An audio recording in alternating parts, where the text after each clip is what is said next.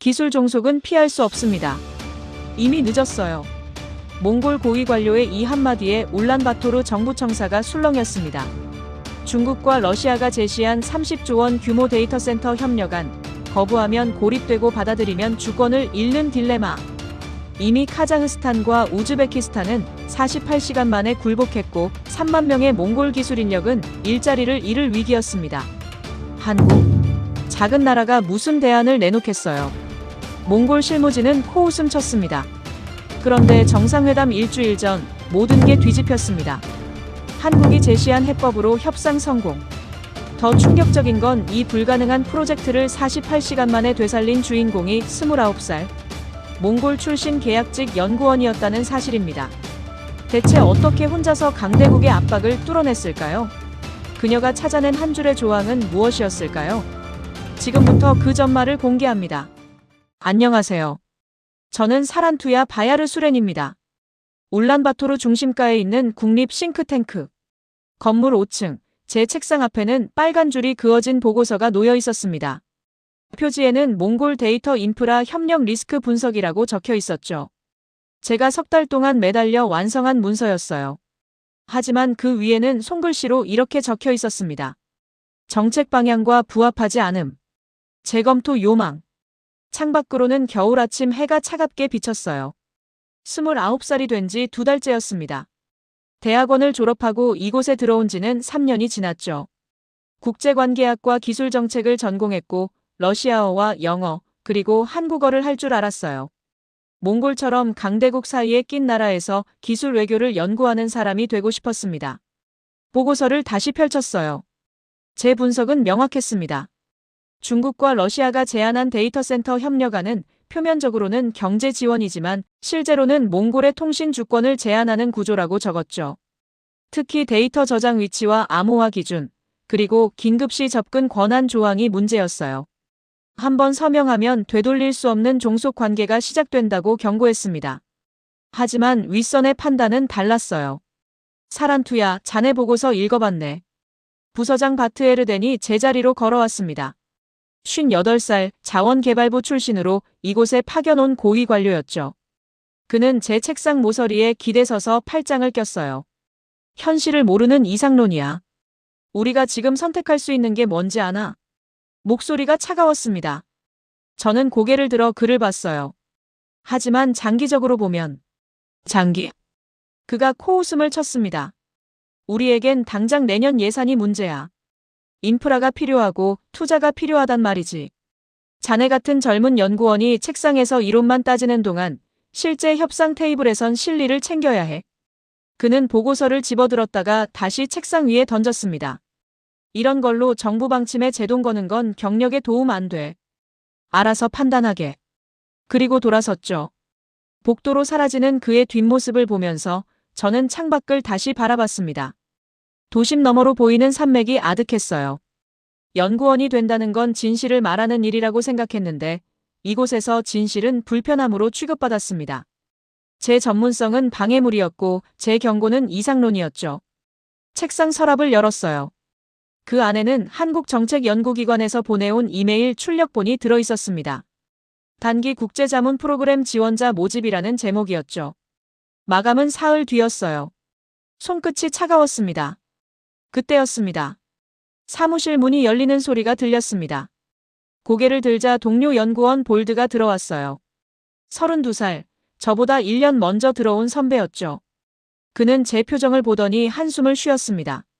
바트에르덴이 또 그랬구나. 말없이 고개를 끄덕였어요. 볼드는 제 옆 의자에 앉으며 보고서를 힐끗 봤습니다. 사란투야, 솔직히 말할게. 내 분석은 맞아. 다들 알아. 하지만 이곳에선 옳은 말을 하는 것보다 적절한 침묵이 더 가치 있는 경우가 많거든. 그의 목소리는 부드러웠지만 체념이 묻어났습니다. 그럼 우리는 왜 여기 있는 거예요? 제가 물었죠. 볼드는 잠시 망설이다가 대답했습니다. 살아남으려고. 그리고 언젠가 기회가 오면 그때 목소리를 내려고. 언젠가요? 그 언젠가가 오긴 올까요? 볼드는 대답하지 않았어요. 대신 제 어깨를 가볍게 두드렸습니다. 넌 아직 젊으니까 이해 못할 거야. 하지만 이 나라에서 살아가려면 타협을 배워야 해. 완벽한 정의 같은 건 없어. 그가 일어섰습니다. 문 앞에서 잠깐 멈추더니 뒤돌아봤어요. 그나저나 한국 자문 프로그램 지원한다며? 소문 들었어. 아직 결정 안 했어요. 가봐. 여기서 소진되는 것보다 나아. 적어도 내 전문성을 인정받는 곳이 어딘지 알 수 있을 테니까. 볼드가 나가고 사무실은 다시 조용해졌습니다. 저녁 6시 퇴근길에 어머니한테 전화가 왔어요. 55살 평생 초등학교 교사로 일하신 분이었죠. 투야, 오늘 어땠어? 괜찮았어요, 엄마. 목소리가 조금 흔들렸지만 어머니는 눈치채지 못한 것 같았습니다. 아빠가 저녁 준비하고 계셔. 집에 올 거지? 네, 곧 갈게요. 전화를 끊고 버스를 탔습니다. 창밖으로 도시의 불빛이 지나갔어요. 울란바토르는 빠르게 변하고 있었지만 동시에 어딘가 갇혀 있는 것 같았습니다.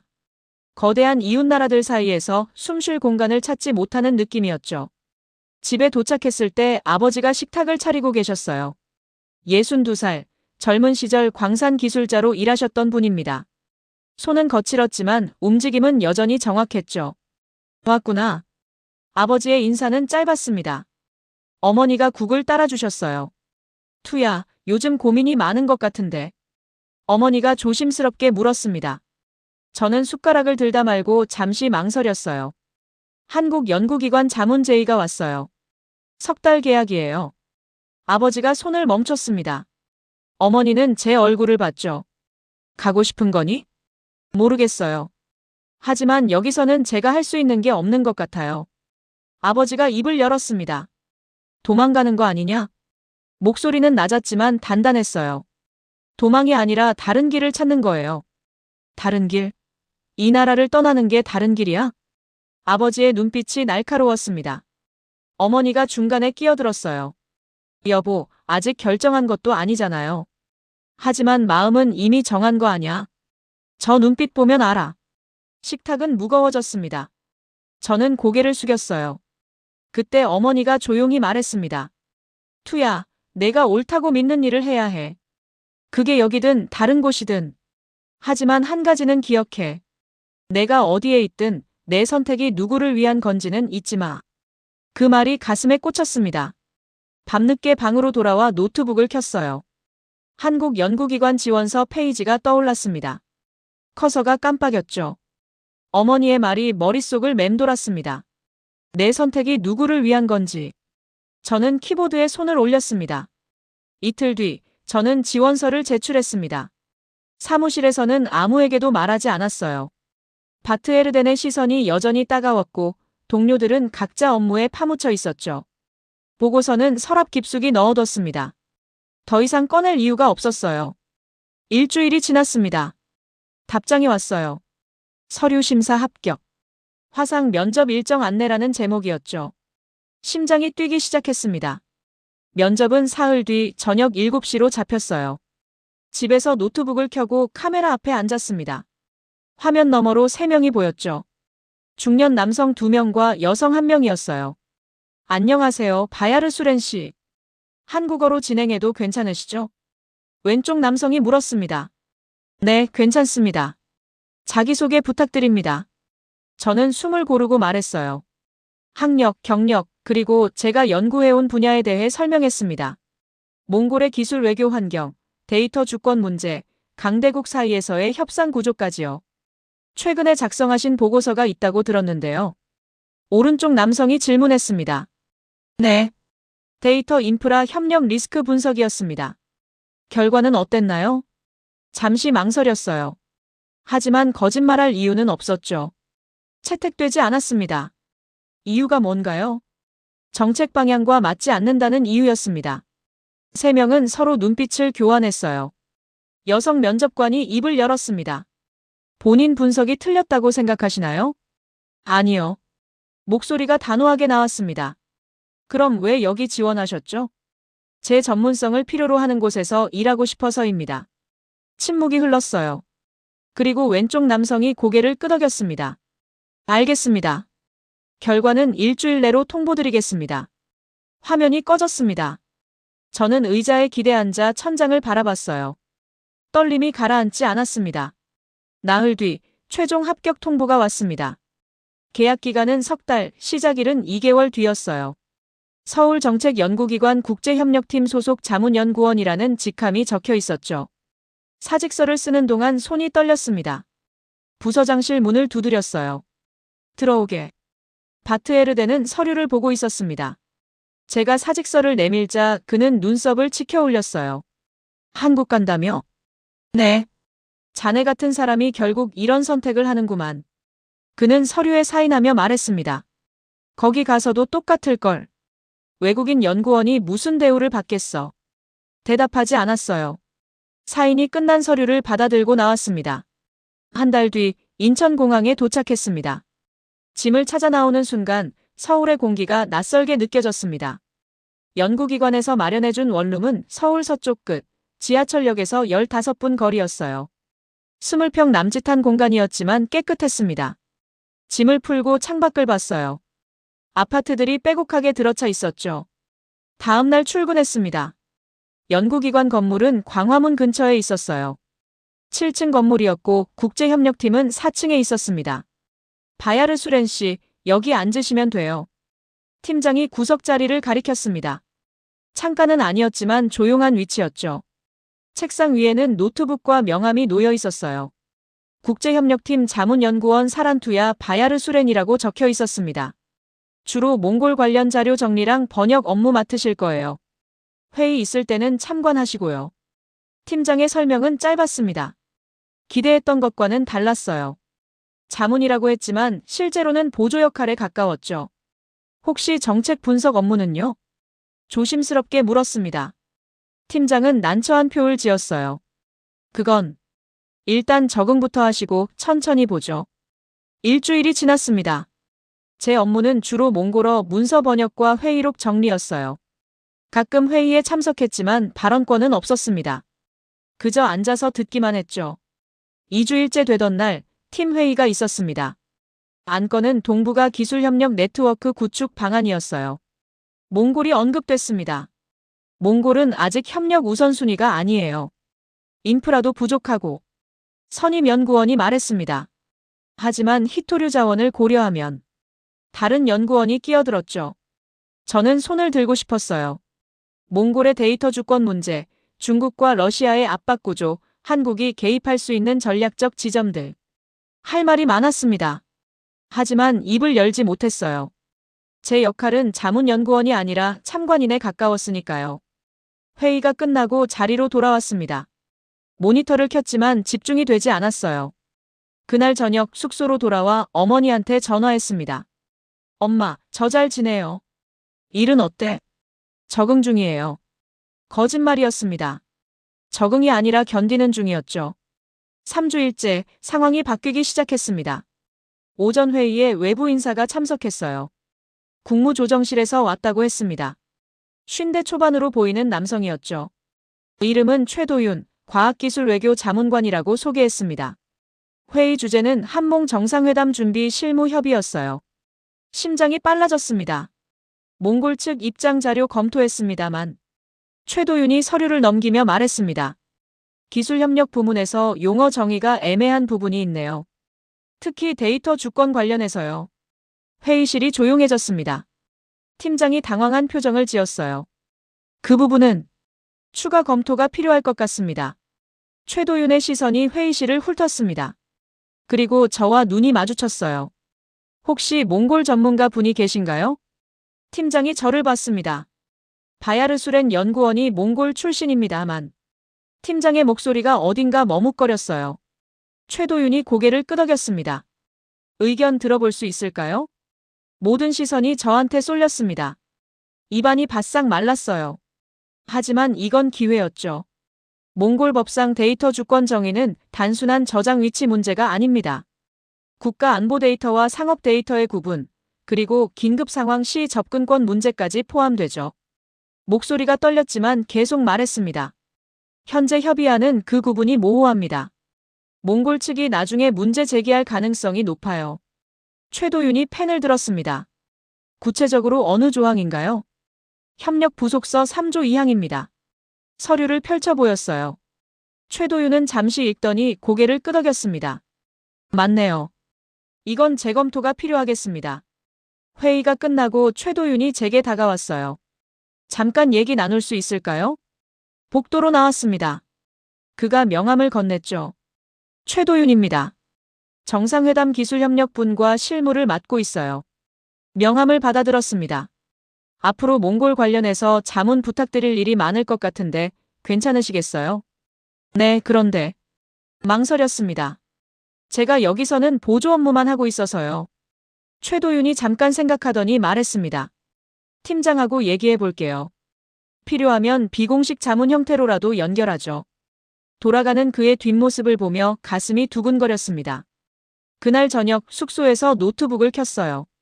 울란바토르 싱크탱크 시절 작성했던 보고서를 다시 열었습니다. 데이터 주권, 기술 종속, 협상 구조. 여전히 유효한 분석이었죠. 하지만 동시에 두려움도 밀려왔어요. 바트에르덴의 말이 떠올랐습니다. 거기 가서도 똑같을 걸. 외국인 연구원이 무슨 대우를 받겠어. 맞는 말일 수도 있었어요. 저는 여전히 외부인이었고 석 달 계약직이었으며 언제든 돌아가야 할 사람이었죠. 핸드폰이 울렸습니다. 어머니였어요. 투야, 요즘 어떠니? 조금 바빠졌어요. 그래? 좋은 일이구나. 어머니의 목소리는 따뜻했습니다. 엄마, 저 잘하고 있는 거 맞죠? 물음이 저절로 나왔어요. 어머니가 잠시 침묵하더니 대답했습니다. 내가 필요한 곳에 있으면 잘하고 있는 거야. 그게 어디든. 전화를 끊고 창밖을 봤어요. 서울의 밤은 밝았습니다. 사흘 뒤 팀장이 저를 불렀습니다. 바야르수렌 씨, 국무조정실에서 요청이 들어왔어요. 비공식 자문 회의에 참석해달라고요. 언제요? 내일 오후 3시. 광화문 정부 서울청사에서요. 손이 떨렸습니다. 제가 가도 되는 건가요? 팀장이 복잡한 표정을 지었어요. 솔직히 말하면 저도 잘 모르겠어요. 하지만 최도윤 자문관이 직접 요청했으니 일단 가보세요. 다음 날 오후 청사 앞에 섰습니다. 회의실 문 앞에서 숨을 골랐어요. 노크하려는 순간 문이 열렸습니다. 최도윤이 서 있었습니다. 어서 오세요. 기다리고 있었어요. 회의실 안으로 들어갔습니다. 타원형 테이블에 5명이 앉아 있었어요. 외교부, 과학기술정보통신부, 산업통상자원부에서 온 실무자들이었죠. 소개할게요. 사란투야 바야르수렌 연구원입니다. 몽골 기술 외교 전문가고 오늘부터 우리 실무자문으로 합류합니다. 악수를 나눴어요. 손이 차갑게 식어 있었습니다. 최도윤이 자료를 펼쳤습니다. 정상회담이 6주 뒤입니다. 기술협력 의정서 초안이 나왔는데 몽골 측 검토 의견이 예상보다 까다롭네요. 화면에 문서가 떴어요. 붉은 글씨로 수정 요청 사항들이 가득했습니다. 특히 데이터센터 공동 구축 조항에서 이견이 크고요. 몽골 측은 물리적 서버 위치를 몽골 내로 못 박으려 하는데 우리 쪽 기업들은 비용 문제로 난색을 표하고 있습니다. 외교부 실무자가 한숨을 쉬었어요. 중국이랑 러시아가 이미 제안서 넣은 상태라 시간이 없어요. 우리가 늦으면 몽골은 그쪽으로 기울 겁니다. 최도윤이 저를 봤습니다. 바야르수렌 연구원, 몽골 정부 입장에서 봤을 때 핵심 쟁점이 뭘까요? 모두의 시선이 쏠렸어요. 심호흡을 했습니다. 주권입니다. 목소리가 또렷하게 나왔어요. 몽골은 자원 의존 경제에서 벗어나려 하고 있어요. 하지만 동시에 기술 종속을 두려워하죠. 중국과 러시아 제안이 매력적으로 보이지만 내부적으로는 경계하는 목소리가 큽니다. 과기정통부 실무자가 끼어들었습니다. 그럼 우리가 제시할 수 있는 차별점은 뭔가요? 투명성이요. 서류를 가리키며 말했습니다. 한국은 데이터 거버넌스 기준이 명확합니다. 몽골 측의 기술 이전과 함께 운영 주권을 보장한다는 걸 분명히 하면 돼요. 서버 위치보다 중요한 건 누가 통제권을 갖느냐는 거니까요. 회의실이 조용해졌습니다. 최도윤이 고개를 끄덕였어요. 구체적으로 어떻게 풀어야 할까요? 조항을 나눠야 합니다. 물리적 인프라와 운영 권한을 분리해서 명시하는 거죠. 초기 투자는 한국이 하되 단계별로 몽골 측의 권한을 이전하는 로드맵을 제시하면 말하는 동안 펜이 움직이는 소리가 들렸어요. 메모하고 있었습니다. 회의가 끝나고 복도로 나왔습니다. 다리가 후들거렸어요. 최도윤이 따라 나왔습니다. 좋았어요. 다음 회의도 참석해주세요. 제가 계속 참여해도 되는 건가요? 왜요? 저는 외국인이고 계약직이에요. 정부 실무에. 최도윤이 말을 끊었습니다. 바야르수렌 씨, 여기선 국적이나 직함보다 전문성이 중요해요. 당신이 필요합니다. 그 말이 가슴에 박혔습니다. 다음 회의는 5일 뒤에요. 준비 부탁드립니다. 엘리베이터를 타고 내려왔어요. 로비에 나서자 햇빛이 쏟아졌습니다. 핸드폰을 꺼내 메시지를 확인했어요. 연구기관 팀장한테서 온 문자였습니다. 수고했어요. 앞으로 국무조정실 회의 있으면 우선 배정할게요. 처음으로 인정받는 기분이었습니다. 그날 밤 노트북을 열고 자료 정리를 시작했어요.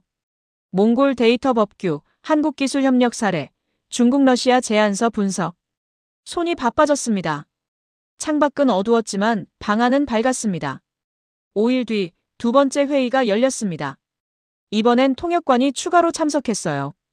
30대 후반으로 보이는 남성이었습니다. 외교부 소속 김선우라고 소개했죠. 한몽회담 때 기술분과 통역 맡게 됐어요. 잘 부탁드립니다. 악수를 나누며 그의 눈빛을 봤어요. 진지했습니다. 회의가 시작됐습니다. 이번 안건은 의정서 수정안 초안 검토였어요. 지난 회의에서 제가 제안한 내용들이 반영돼 있었습니다. 물리적 인프라 투자는 한국 측이 담당하되 운영권은 단계별로 몽골 측에 이전.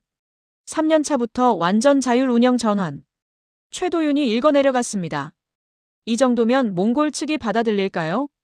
저를 향한 질문이었어요. 조건이 하나 더 필요합니다. 뭔가요? 기술 교육 프로그램이요. 몽골 기술 인력을 한국에서 훈련시키는 과정을 명시해야 해요. 그래야 이전이 실질적으로 가능하니까요. 산업부 실무자가 고개를 갸우뚱했습니다. 예산이 늘어나는데요. 하지만 장기적으로는 협력 지속성을 보장합니다. 몽골 입장에서 가장 원하는 게 자립 능력이거든요. 최도윤이 메모했습니다. 좋아요. 추가하죠. 회의가 끝나고 김선우가 다가왔어요. 커피 한잔 하실래요? 청사 1층 카페로 내려갔습니다. 아메리카노를 주문하고 창가 자리에 앉았어요. 통역 일 오래 하셨어요? 제가 먼저 물었습니다. 10년쯤 됐네요. 주로 외교 회의 쪽이고요. 김선우가 커피를 한 모금 마셨어요. 솔직히 기술 분야는 처음이라 걱정했는데 바야르수렌 연구원 덕분에 이해가 빠르네요. 제가 도움이 됐다니 다행이에요. 근데 궁금한 게 있어요. 그가 조심스럽게 물었습니다. 왜 한국에 오셨어요? 몽골에서도 충분히 할 수 있으셨을 텐데. 잠시 망설였어요. 하지만 숨길 이유는 없었습니다. 인정받지 못했어요. 제 분석은 불편한 진실이었고 윗선은 듣고 싶어 하지 않았죠. 김선우가 고개를 끄덕였습니다. 여기선 다르던가요? 아직은 모르겠어요. 하지만 적어도 제 말을 듣긴 해요. 그가 미소 지었습니다. 최도윤 자문관은 그런 분이에요. 사람 보는 눈이 있죠. 당신을 믿고 있으니까 계속 불러주는 겁니다. 그 말이 위로가 됐어요. 회담 때 통역 잘 부탁드려요. 제 의견이 정확하게 전달돼야 하니까요. 걱정 마세요. 제 역할은 당신의 목소리를 왜곡 없이 전달하는 거니까요. 카페를 나오며 문득 생각했습니다. 여기서 만난 사람들, 최도윤과 김선우. 그들은 제 편이 되어주고 있었어요. 울란바토르에서는 혼자였습니다. 하지만 서울에서는 달랐어요. 며칠 뒤 최도윤한테서 연락이 왔습니다. 다음 주에 몽골 실무단이 서울에 와요. 사전 협의 자리가 있는데 배석 가능하세요? 네, 가능합니다.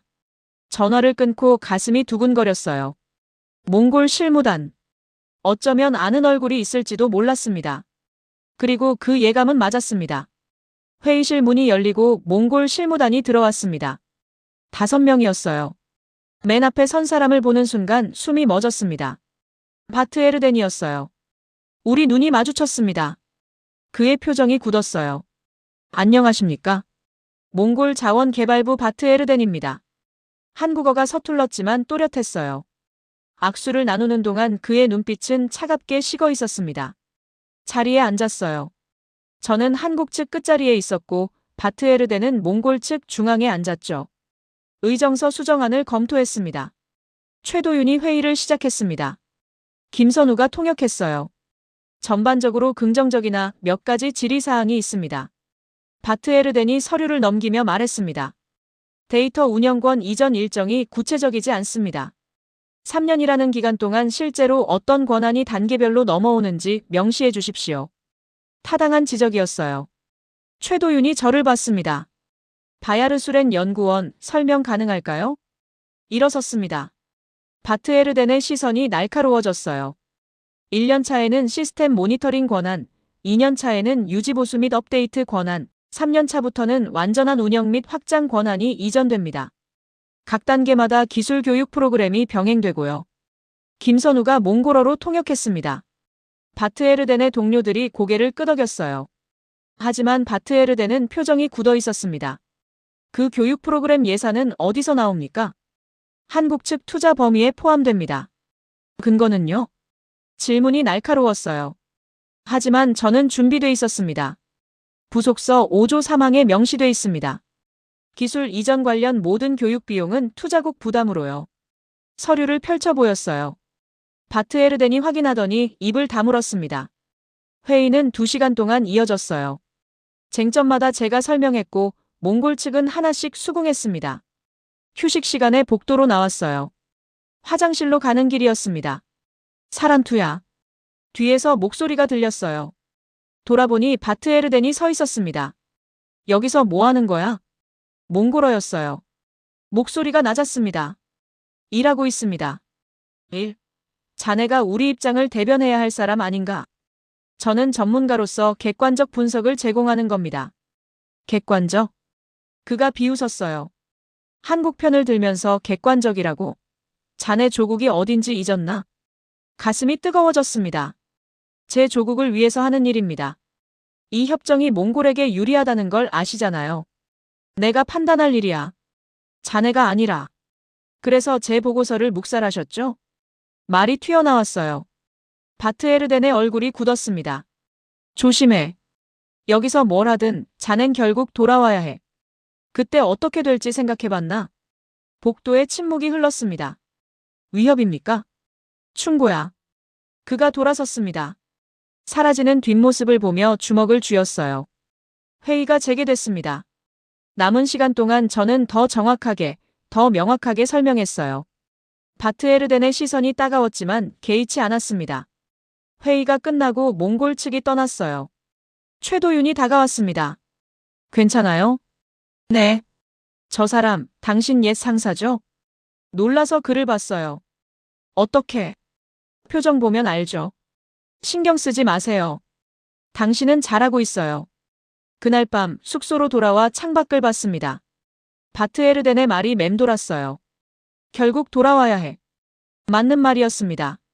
3달 뒤면 계약이 끝나고 저는 울란바토르로 돌아가야 했죠.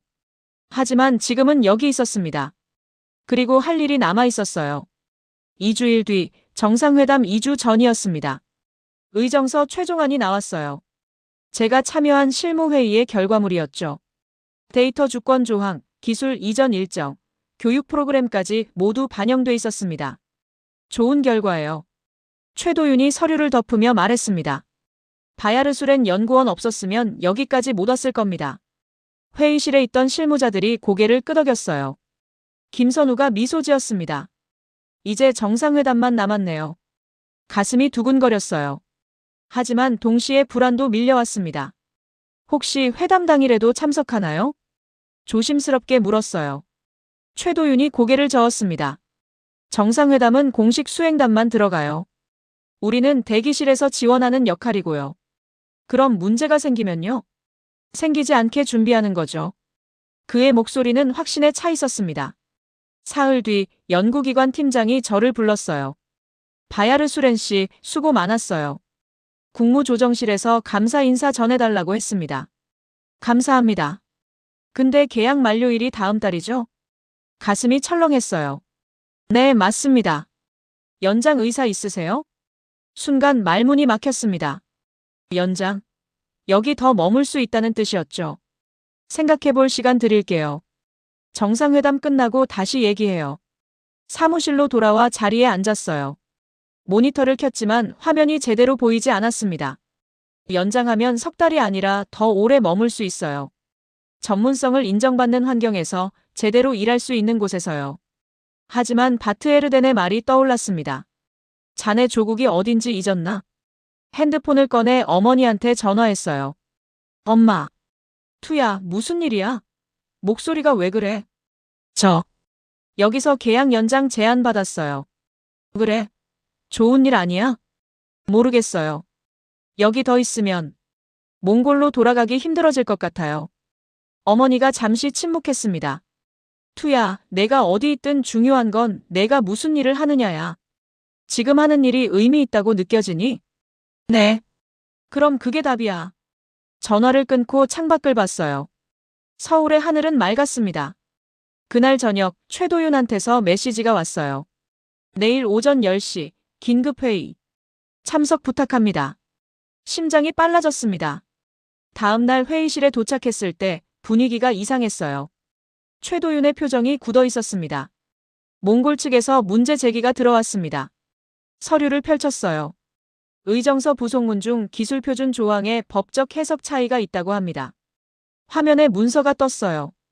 붉은 글씨가 가득했습니다. 정상회담이 일주일 남았는데 외교부 실무자의 목소리가 떨렸어요. 저는 서류를 들여다봤습니다. 그리고 문제를 발견했어요. 이건 손이 떨렸습니다. 서류 6조 2항 기술표준 적합성 인증 조항이었어요. 한국 기준과 몽골 기준이 충돌합니다. 최도윤이 다가왔어요. 어떻게요? 한국은 국제표준기구 인증을 따르는데 몽골은 유라시아 경제연합 기준을 적용해요. 둘이 달라요. 회의실이 조용해졌습니다. 왜 이제 문제가 된 거죠? 실무 검토 때는 괜찮았잖아요. 산업부 실무자가 물었어요. 누군가 의도적으로 제기한 겁니다. 김선우가 조심스럽게 말했습니다. 몽골 내부에서 반대하는 세력이 있다는 얘기죠. 바트에르덴이 떠올랐어요. 그가 이걸 찾아낸 거였습니다. 해결 방법이 있나요? 최도윤이 저를 봤습니다. 시간이 필요합니다. 양측 기준을 비교 분석하고 절충안을 만들어야 해요. 시간이 얼마나요? 최소 2주일은 일주일밖에 없어요. 외교부 실무자가 끼어들었습니다. 정상회담을 연기할 순 없어요. 이미 언론에 다 나갔고 양국 정상 일정도 확정됐습니다. 최도윤이 이 말을 짚었어요. 다른 방법은요? 조항을 삭제하거나 모호하게 남겨두는 수밖에. 그럼 나중에 더 큰 분쟁이 생깁니다. 제 목소리가 단호하게 나왔어요. 이 조항은 기술협력의 핵심이에요. 빼면 의정서 자체가 의미 없어집니다. 침묵이 흘렀습니다. 그럼 어떡하죠? 누군가 물었어요. 대답할 수 없었습니다. 회의가 끝나고 복도로 나왔어요. 다리에 힘이 풀렸습니다. 김선우가 다가왔어요. 괜찮아요? 고개를 저었습니다. 제가 놓친 겁니다. 실무 검토 때 이걸 발견했어야 했는데. 당신 잘못 아니에요. 하지만 제가 전문가잖아요. 이런 걸 막았어야. 목소리가 떨렸어요. 김선우가 제 어깨에 손을 올렸습니다. 지금 필요한 건 자책이 아니라 해결책이에요. 그날 밤 숙소로 돌아왔어요. 노트북을 열고 자료를 뒤졌습니다. 한국 기술표준, 몽골 법규, 유라시아 연합 규정. 화면이 흐려졌어요. 새벽 2시 핸드폰이 울렸습니다. 최도윤이었어요. 자고 있었어요? 아니요. 저도요. 내일 오전 8시에 만날 수 있어요? 대책회의 해야 할 것 같아서요. 네, 가겠습니다. 전화를 끊고 다시 화면을 봤어요. 눈이 따갑고 머리가 무겁습니다. 창밖은 어두웠어요. 서울의 밤은 여전히 깨어 있었지만 저는 길을 잃은 것 같았습니다. 바트에르덴의 얼굴이 떠올랐어요. 그가 이길 거였습니다. 의정선은 무산되고 몽골은 중국이나 러시아 쪽으로 기울겠죠. 그리고 저는 아무것도 막지 못한 채 돌아가야 했어요. 책상에 엎드렸습니다. 아침 8시 회의실에 도착했어요. 최도윤과 김선우, 그리고 외교부 실무자 한 명이 앉아 있었습니다. 모두 밤을 샌 얼굴이었어요. 상황이 나빠졌습니다. 최도윤이 태블릿을 돌렸어요. 몽골 현지 언론 기사였습니다. 한국과의 기술협력 의정서 논란. 표준 충돌로 협상 난항. 이미 새어나간 거였어요. 몽골 내부 반대 여론이 커지고 있습니다. 바트에르덴이 언론 브리핑까지 했어요. 김선우가 번역본을 보여줬습니다. 바트에르덴의 인터뷰였죠. 성급한 협력은 국익을 해칩니다. 충분한 검토 없이 진행된 협상은 재고돼야 합니다. 가슴이 내려앉았어요. 우리 쪽 기업들도 발을 빼고 있어요. 외교부 실무자가 한숨 쉬었습니다. 리스크가 크다고 판단한 거죠. 정상회담에서 서명해도 이행 보장이 안 된다고요. 최도윤이 고개를 떨궜습니다. 어제 청와대에서 연락 왔어요. 의정서 서명을 보류하는 쪽으로 가닥 잡혔습니다. 보류요? 제 목소리가 떨렸어요. 네. 정상회담은 진행하되 기술협력은 추후 재협의로. 그럼 끝난 거잖아요. 일어섰습니다. 추후 재협의는 없어요. 몽골은 중국이나 러시아 제안을 받아들일 겁니다. 이번 기회를 놓치면. 알아요. 최도윤의 목소리가 지쳐 있었습니다. 하지만 우리가 할 수 있는 게 없어요. 시간도 없고 해결책도 안 보이고. 제가 찾아볼게요. 뭘요? 해결책이요. 이틀만 시간 주세요. 최도윤이 저를 봤어요. 눈빛에 회의가 어려 있었습니다. 바야르 수렌 씨, 당신 혼자서는. 혼자라도 해야죠. 이대로 끝낼 순 없어요. 회의실을 나왔어요. 복도가 빙글빙글 돌았습니다. 연구기관으로 돌아왔어요. 책상에 앉아 노트북을 켰습니다. 동료들이 수군거리는 소리가 들렸어요. 몽골 협상 무산된대. 역시 무리였나 봐.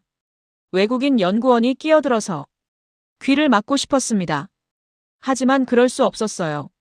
자료를 펼쳤습니다. 한국 기술표준 300페이지, 몽골 법규 200페이지, 유라시아 연합 규정 400페이지. 총 900페이지였어요. 이틀 안에 이걸 다 분석하고 절충안을 찾아야 했습니다. 오후 5시 핸드폰이 울렸어요. 어머니였습니다. 투야, 뉴스 봤어. 협상이 어렵다고 하던데. 엄마, 지금은 괜찮아. 내가 최선을 다한 거잖아. 최선? 최선으로는 부족했어요. 저 때문에 다 망한 거예요. 그런 말 하지 마. 넌 잘못한 게 없어. 하지만 잘못했어요. 제가 놓쳤습니다. 제가 막지 못했어요. 전화를 끊고 화면을 응시했어요. 글자들이 흐릿해졌습니다. 밤 10시, 건물에 저 혼자 남았어요. 청소 직원이 지나가며 물었습니다. 아직도 이래요? 네, 조금만 더요. 너무 무리하지 마세요. 하지만 무리해야 했습니다. 새벽 4시 책상에 엎드렸어요. 눈이 감겼습니다. 그리고 꿈을 꿨어요. 울란바토르 싱크탱크 사무실, 빨간 줄 그어진 보고서, 바트에르덴의 차가운 목소리. 현실을 모르는 이상론이야. 눈을 떴습니다. 노트북 화면은 꺼져 있었어요. 새벽 5시 화장실 거울 앞에 섰습니다. 눈 밑에 다크서클이 짙었어요. 머리는 헝클어져 있었고 얼굴은 창백했습니다. 거울 속 제 모습이 낯설었어요. 이게 내가 원했던 건가? 물을 떠서 얼굴을 씻었습니다. 차가운 물이 피부를 깨웠지만 정신은 여전히 흐릿했어요. 책상으로 돌아왔습니다. 노트북을 다시 켰어요. 화면에는 분석 중이던 문서들이 그대로 떠 있었습니다. 한 페이지씩 넘겼어요. 표준 규격, 인증 절차, 법적 근거. 모두 읽었지만 답은 보이지 않았습니다. 6시 핸드폰이 진동했어요. 김선우였습니다. 혹시 깨어 계세요? 네.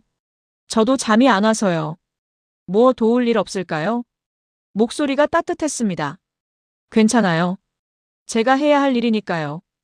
혼자 짊어지지 마세요. 이건 당신만의 책임이 아니에요. 하지만 그랬어요. 제가 전문가였고 제가 놓쳤으니까요. 정말 괜찮습니다. 전화를 끊었어요.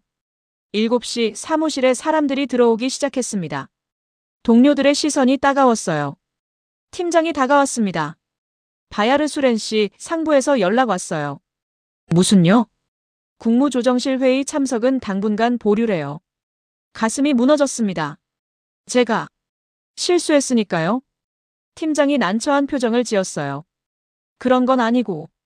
일단 상황이 정리될 때까지요. 다시 배제된 거였어요. 울란바토르에서처럼 서울에서도요. 자리에 앉아 모니터를 켰습니다.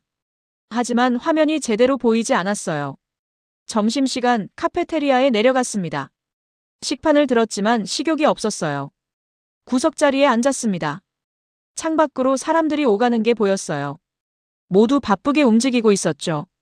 저만 멈춰 있는 것 같았습니다. 왜 여기 왔을까? 울란바토르에 있었으면 이런 일은 없었을 거예요. 인정받지 못했을지언정 적어도 이렇게 무너지지는 않았겠죠. 핸드폰을 꺼냈습니다. 어머니한테 전화하려다 멈췄어요.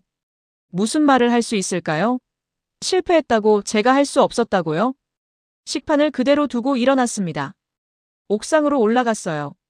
바람이 차갑게 불었습니다. 서울 시내가 한눈에 보였어요. 거대한 도시, 수많은 사람들. 저는 그중 하나였습니다. 아무 의미 없는 하나요. 난간에 기대섰어요. 돌아가야 하나? 몽골로 돌아가면 뭐가 기다리고 있을까요? 바트에르덴의 비웃음, 동료들의 동정 어린 시선, 실패한 연구원이라는 낙인. 하지만 여기 남아도 마찬가지였어요. 계약은 곧 끝나고 연장 제한도 사라질 겁니다. 바람이 더 세게 불었습니다. 주머니에서 어머니가 보내준 사진을 꺼냈어요. 가족 사진이었습니다. 아버지, 어머니, 그리고 저. 3년 전 설날에 찍은 거였어요. 어머니의 말이 떠올랐습니다. 내 선택이 누구를 위한 건지 잊지 마. 누구를 위한 선택이었을까요? 조국을 위해서였나요? 아니면 제 자신을 위해서였나요? 사진을 다시 주머니에 넣었어요. 그리고 문득 깨달았습니다. 둘 다였어요. 조국과 저 둘 다를 위한 선택이었습니다. 포기할 수는 없었어요. 옥상에서 내려왔습니다. 책상으로 돌아와 노트북을 다시 열었어요. 화면을 응시하며 생각을 정리했습니다. 문제는 표준 충돌. 한국은 국제표준기구, 몽골은 유라시아 경제연합. 그런데 잠깐. 파일을 하나씩 다시 열었어요. 유라시아 경제연합 규정 문서 63페이지. 거기 있었습니다. 상호인정 협정. 유라시아 연합은 특정 조건에서 국제표준기구 인증을 인정할 수 있었어요. 단, 기술 이전과 교육 프로그램이 동반될 경우였습니다. 심장이 뛰기 시작했어요. 우리 의정서에는 이미 기술 이전 조항이 들어가 있었습니다. 교육 프로그램도 명시돼 있었죠. 제가 넣은 항목들이었어요. 이걸로 되는 거야. 손이 떨렸습니다. 키보드를 두드리기 시작했어요. 2시간 동안 정리했습니다. 상호인정 협정 근거, 우리 의정서의 해당 조항, 그리고 몽골이 이미 비슷한 사례로 카자흐스탄과 협정을 맺은 선례까지요. 오후 3시 최도윤한테 전화했습니다. 찾았어요. 뭘요? 해결책이요. 지금 만날 수 있으세요? 목소리에 힘이 실렸어요. 어디로 갈까요? 청사 로비로 올게요. 30분 뒤에요. 전화를 끊고 서류를 챙겼습니다. 가방을 메고 사무실을 나섰어요. 엘리베이터 앞에서 팀장과 마주쳤습니다. 어디 가세요? 국무조정실이요. 하지만 참석 보류. 제가 직접 가는 겁니다. 팀장의 표정이 굳었지만 저는 엘리베이터에 올랐어요. 청사 로비에 도착했을 때 최도윤이 기다리고 있었습니다. 김선우도 함께였어요. 뭘 찾았어요? 최도윤이 물었습니다. 서류를 펼쳐 보였어요. 유라시아 연합 상호인정 협정이요. 우리 의정서 구조만 조금 바꾸면 표준 충돌 문제를 해결할 수 있어요. 둘이 서류를 읽기 시작했어요. 침묵이 흘렀습니다. 이게 가능해요? 김선우가 물었어요. 카자흐스탄 선례가 있습니다. 몽골도 같은 방식을 쓸 수 있어요. 최도윤이 고개를 들었습니다. 시간이 얼마나 필요해요? 이틀이면 수정안 만들 수 있어요. 정상회담까지 사흘 남았어요. 충분합니다. 최도윤이 잠시 생각하더니 핸드폰을 꺼냈습니다. 청와대에 보고해 볼게요. 기다려요. 복도 끝으로 걸어가 통화하기 시작했어요. 10분쯤 지났을까요? 돌아온 그의 표은 단단했습니다. 승인 떨어졌어요. 사흘 안에 수정안 완성하세요. 혼자서요? 아니요. 최도윤이 김선우를 봤습니다. 통역관 도와줄 수 있죠? 당연하죠. 김선우가 고개를 끄덕였어요. 그리고 최도윤이 저를 봤습니다. 바야르수렌 연구원, 당신이 총괄하세요. 이건 당신 아이디어니까요. 가슴이 뜨거워졌습니다. 감사합니다. 감사는 나중에 해요. 일단 시작하죠. 회의실로 올라갔어요. 테이블에 자료를 펼쳤습니다. 시작합니다. 노트북을 켰어요. 화면이 밝게 빛났습니다. 이틀 동안 잠을 거의 못 잤지만 지금은 또렷했어요. 할 수 있었습니다. 해낼 수 있었어요.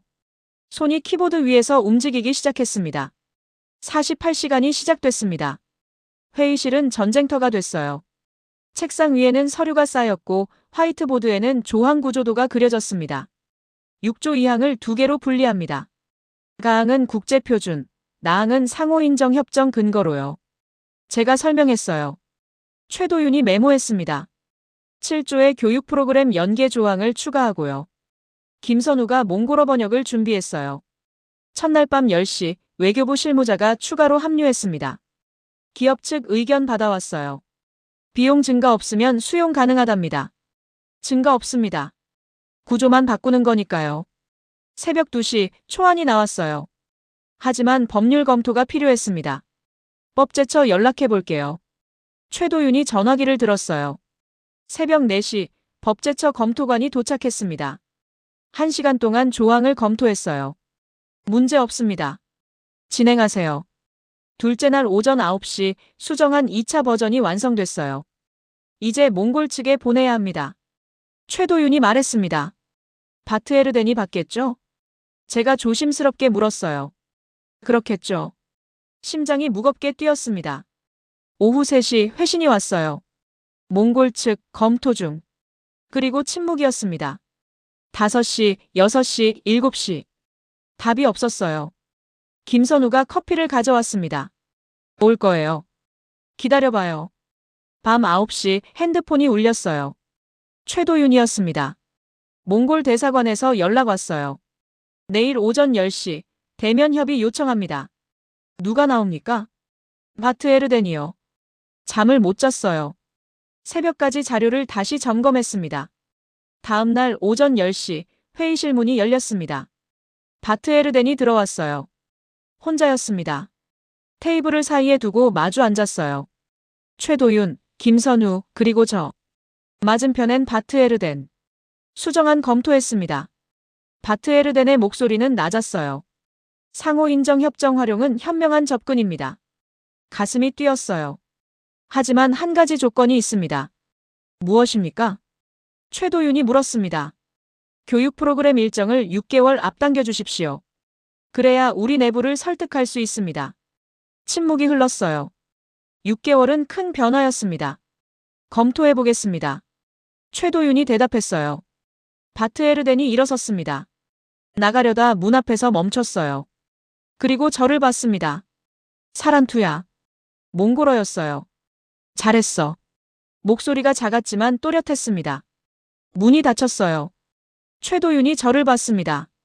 6개월 앞당길 수 있어요? 할 수 있습니다. 그날 오후 최종안이 확정됐어요. 정상회담 전날 밤 의정서는 인쇄됐습니다. 회담 당일 양국 정상이 서명했어요. 저는 대기실에서 중계 화면을 봤습니다. 악수하는 두 정상, 카메라 플래시, 박수 소리. 김선우가 옆에서 말했습니다. 해냈네요. 고개를 끄덕였어요. 눈물이 흘렀습니다. 회담이 끝나고 2주일이 지났습니다. 연구기관 팀장이 저를 불렀어요.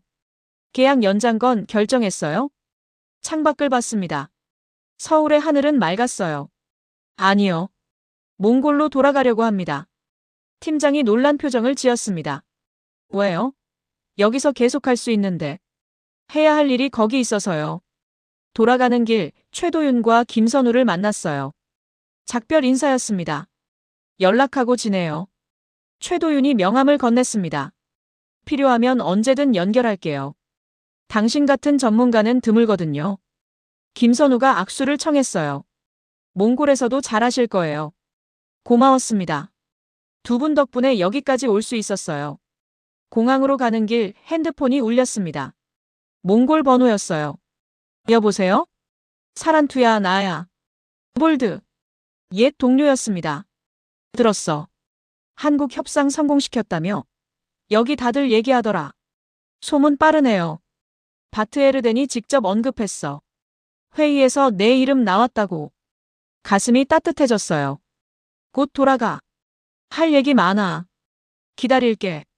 인천공항에 도착했습니다. 탑승 수속을 마치고 게이트로 향했어요. 창밖으로 비행기들이 보였습니다. 떠나는 것과 도착하는 것들이요. 석 달 전 이곳에 도착했을 때가 떠올랐어요. 불안하고 두려웠던 순간들. 하지만 지금은 달랐습니다. 탑승 안내방송이 나왔어요. 자리에서 일어났습니다. 비행기에 올랐어요. 창가 자리에 앉아 안전벨트를 맸습니다. 이륙 준비가 시작됐어요. 엔진 소리가 커졌고 기체가 움직이기 시작했습니다. 활주로를 달리다 하늘로 떠올랐어요. 서울이 작아졌습니다. 건물들, 도로들, 사람들. 제가 석 달 동안 살았던 도시였어요. 배운 게 많았습니다. 인정받는다는 것, 협력한다는 것, 그리고 포기하지 않는다는 것. 구름 위로 올라갔어요. 하늘은 끝없이 넓었습니다. 핸드폰을 꺼내 어머니한테 문자를 보냈어요. 엄마, 집에 가고 있어요. 할 이야기 많아요. 몇 분 뒤 답장이 왔습니다. 기다릴게. 아빠도 내가 자랑스럽대. 눈시울이 뜨거워졌어요. 가방에서 서류 봉투를 꺼냈습니다. 최도윤이 건네준 거였어요. 의정서 4본이 들어있었습니다. 표지를 넘겼어요. 조항들이 빼곡하게 적혀 있었습니다. 제가 만든 문장들, 제가 찾은 해법들. 이름은 어디에도 없었어요. 공식 기록엔 남지 않을 겁니다. 하지만 괜찮았어요. 이 협정이 지켜질 때마다, 몽골 기술 인력이 훈련받을 때마다, 데이터 주권이 보호될 때마다 제가 있었다는 걸 알 테니까요. 창밖을 봤습니다. 몽골이 가까워지고 있었어요. 집으로 가는 길이었습니다. 하지만 이제는 알았어요. 집이란 단순히 돌아가는 곳이 아니라 내가 서 있을 자리를 만드는 곳이라는 걸요. 비행기는 계속 날아갔습니다. 구름 사이로 햇빛이 쏟아졌어요.